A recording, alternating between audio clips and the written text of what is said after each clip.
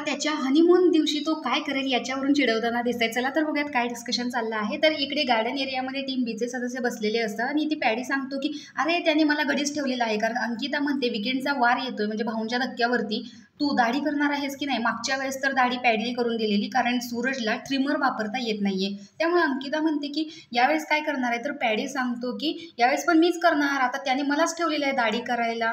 तर मी त्याला काय सांगतो, जसं तू आंघोळ करतोस ना की आधी साबण लावतोस, परत पाणी ओततोस, परत केस धुतोस, तर असंच तू दाढी पण करायची. पण त्याला ते नाही कळत. आणि त्यानंतर मी त्याला समजावून सांगितलं की हे बघ, केस जे आहे ते एकाडेक दिवस धुवायचे. तर कसं सांगायचं सांगा ना.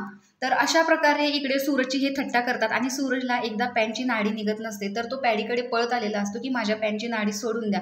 तर इकडे पॅडी सांगतो की मी त्याला सांगितलंय हे बघ, आत्ता तर मी सोडतोय पण त्यावेळेस तू काय करणार. त्यावेळेस सूरज हसतो, म्हणजे त्यावेळेस मी येईन आणि तुझं असं होईल की रात्र निघून गेली, आता राहू द्या, दिवस उजडला, सगळं थांबू आणि आता मस्तपैकी फ्रेशमध्ये उठू, असं काही नको. आणि त्याला ना ओठाखालची दाढी करताना जसं येत नाही, तर इकडे धनंजय आणि पॅडी भाऊ हे सांगतायत की कसं करायचं, फोम लावायचा, त्यानंतर ट्रिमर यूज करायचा, कारण सूरजला दाढी करताच येत नाही. त्याने फक्त आजपर्यंत रेझरचा वापर केलेला आहे. त्यामुळे त्याला इकडे सगळेजण दाढी कशी करायची हे शिकवताना दिसत आहेत आणि त्याच्यातच त्याच्या सुहागरातीचा विषय देखील आलेला आहे. तर तुम्हाला सूरजचा हा भोळा स्वभाव कसा वाटला आणि टीम बीचे सदस्य कायम त्याला गाईड करताना दिसतात, तर याच्याबद्दल कमेंट करायला विसरू नका. अशाच बिग बॉसच्या अपडेटसाठी आपल्या चॅनलला सबस्क्राईब करा. तोपर्यंत बाय.